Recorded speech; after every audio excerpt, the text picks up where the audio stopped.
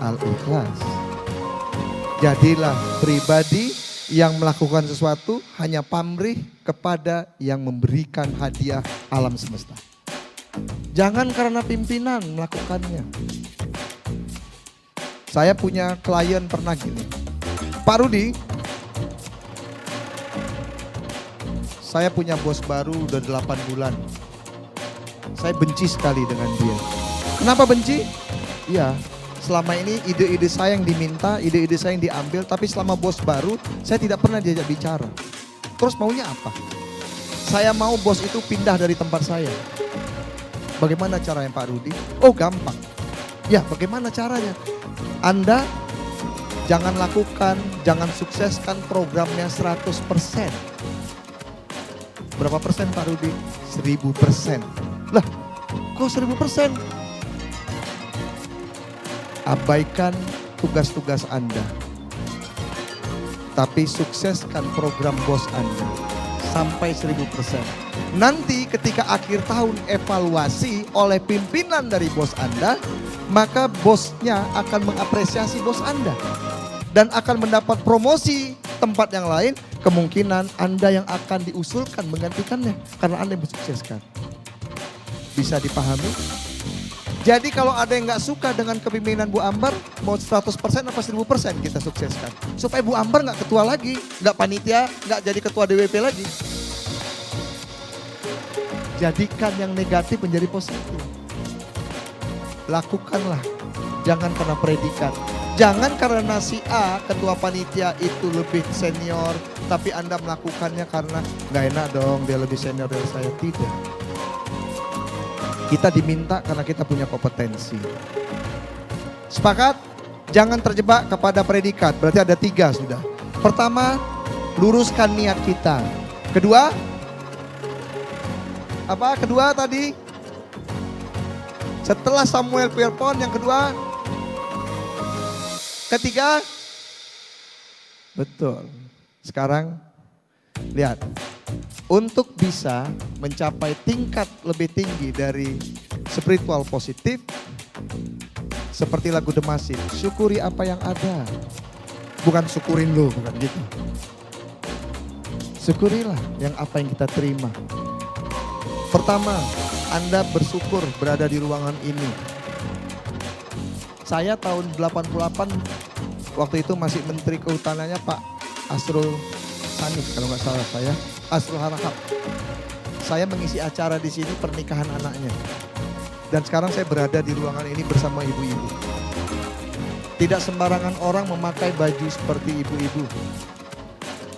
Hanya orang-orang tertentu yang dipilih Tuhan. Tidak sembarang orang berada di ruangan ini. Hanya orang tertentu yang dipilih Tuhan. Dan tidak sembarang orang yang bisa hadir di acara ini. Hanya orang tertentu. Ya. Syukuri. Kemudian hadirkan simpati dan empati. Nih, ketika Anda melihat seseorang dengan satu masalah, hadirkan simpati Anda apabila Anda tidak pernah merasakan masalah itu. Tapi jika Anda pernah mengalaminya, hadirkan empati Anda. Bagaimana caranya agar empati ini bekerja dengan baik? Ada 3 rumusnya. Pertama, hormati. Kedua, puji. Ketiga, hadiah. Apabila ini Anda lakukan, maka Anda taklukkan siapapun orangnya. Anak Anda, suami Anda, bos Anda, semua orang. Pertama, hormati. Hormati lawan bicara Anda sesuai dengan strata intelektual dan strata sosialnya. Jadi kalau Bu Ambar seorang profesor ketika bicara dengan seorang anak SMP, tidak mungkin pakai teori profesor, betul? Jadi sesuaikan dengan kualitas anak SMP. Tapi coba lihat ibu-ibu, anaknya umur 4 tahun megang magic jar panas. Goblok panas. Udah tahu anak 4 tahun digoblok-goblokin. Sesuaikan strata intelektualnya. Kedua, strata sosial. Ketika kita berbicara dengan orang yang strata sosialnya termarginalkan. Semuanya orang yang berada di pemulung sampah. Anda gak usah bicara, bayangkan di tangan Anda ada berlian sekilo. Uang makan daging aja setahun sekali syukur. Sesuaikan strata sosial Anda dengan lawan bicara Anda. baru puji. Jangan pernah memberikan pujian kepada siapapun. Saya bangga deh bersama kamu. Wah, ini hebat deh. Mama bangga deh nak melihat kamu seperti ini. Ini tim yang hebat. Puji sekecil apapun, tapi jangan berlebihan. Yang ketiga, hadiah. Hadiah tidak harus dalam bentuk barang. Ucapan terima kasih. Bisa bayangkan? Terima kasih anak, kamu hebat. Mama bangga melihat kamu. Terima kasih ya, ini tim yang hebat loh. Ini kerja yang luar biasa. Lakukan 3 hal. Dan jika 3 hal ini dilakukan, maka Anda mendapatkan apa yang Anda berikan, itu yang Anda tuai. Sebuah video kita saksikan. Bagaimana seorang anak yang mencuri karena kebutuhan orang tuanya sakit. Namun ketahuan dan ditebus oleh seseorang yang punya kedai, punya warung. Satu ketika yang punya kedai sakit. Dan apa yang terjadi? Kita lihat. Apa makna yang kita bisa petik, teman-teman? Apa? Perbuatan kembali kepada pemiliknya. Bagaimana si penjual tadi memberi bantuan dan satu ketika dia sakit, dia tidak mampu menebus biaya berobat. Sampai mau jual rumah pun gak ada yang beli. Tapi ternyata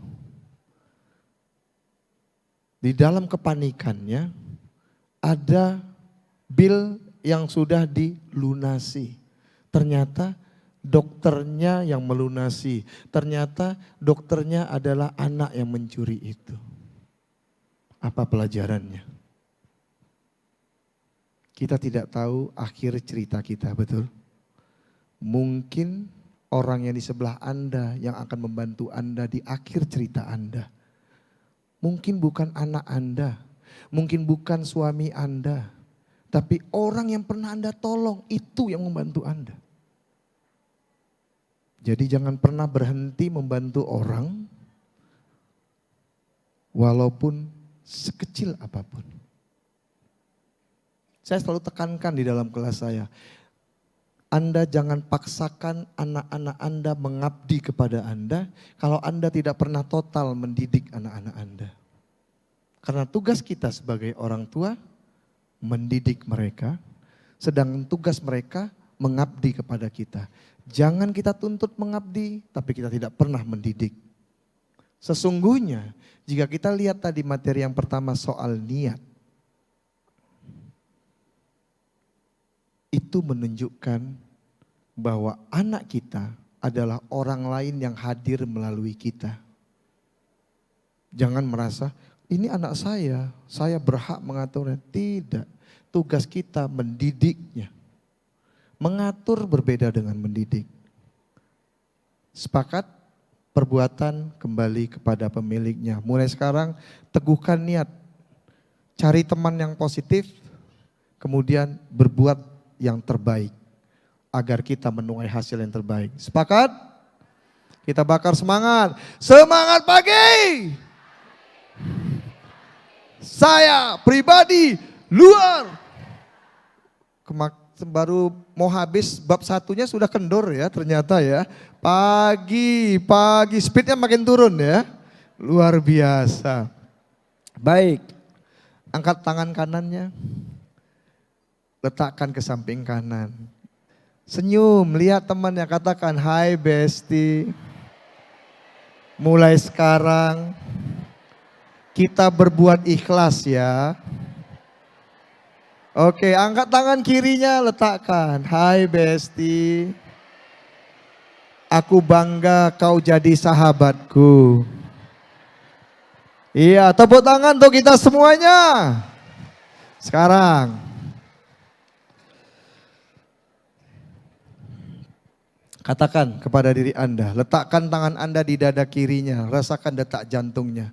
Pejamkan mata Anda, katakan, saya pribadi yang cerdas. Karena pencipta saya adalah maha cerdas. Saya pribadi yang bersyukur, karena semua nikmatnya diberikan kepadaku. Saya adalah pribadi yang rendah hati karena saya membenci dan menjauhi yang mengakibatkan kesombongan dalam diri saya.